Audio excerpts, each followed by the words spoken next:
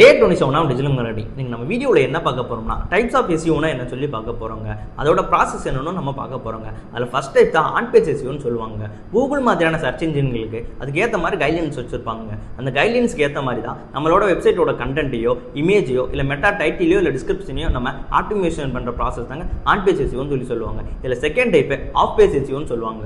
இந்த எஸ்இஓ ப்ராசஸில் நம்ம வெப்சைட்டை பற்றின ப்ரொமோஷனாக ரெகுலராக பண்ணிட்டு வர முடியுமா, நம்ம வெப்சைட்டுக்கு ஒரு ரெஃபரல் டிராஃபிக் கொண்டு வர முடியும், ஒரு ஸ்ட்ராங்கான அத்தாரிட்டி நம்மளால ஈஸியாக பில்ட் பண்ண முடியுங்க. இதை தேர்ட் டைப் தான் டெக்னிக்கல் எஸ்இஓன்னு சொல்லி சொல்லுவாங்க. இந்த எஸ்இஓ ப்ராசஸில் கூகுள் கிராலருக்கு ஏற்ற மாதிரியான நம்ம வெப்சைட் ஆப்டிமேஷன் பண்ணுறது மூலியமாகவும் நம்ம வெப்சைட்டோட லோடிங் ஸ்பீடு கரெக்டாக இருக்கா இல்லையான்னு ஒரு டெக்னிக்கல் ஆஸ்பெக்டில் நம்ம என்னென்ன ஆப்டிமேஷன் பண்ணுறோமோ இதை தான் டெக்னிக்கல் எஸ்இஓன்னு சொல்லி சொல்லுவாங்க. இதில் ஃபோர்த் டைப்பாக லோக்கல் எஸ்இஓன்னு சொல்லி சொல்லுவாங்க. இந்த எஸ்இஓ ப்ராசஸில் நம்ம லோக்கல் ஆன்லைன் ப்ரெசன்ஸை ஸ்ட்ராங்காக பில்ட் பண்ணுறது மூலியமாகவும் நம்மளோட பிஸ்னஸ் ப்ரொஃபைல் அதில் நல்லா ஸ்ட்ராங்காக பில்ட் பண்ணி அது மூலியமாக ஒரு லோக்கல் ஆடியன்ஸ் அட்ராக்ட் பண்ணுற ப்ராசஸ் தாங்க இந்த லோக்கல் எஸ்இஓன்னு சொல்லி சொல்லுவாங்க.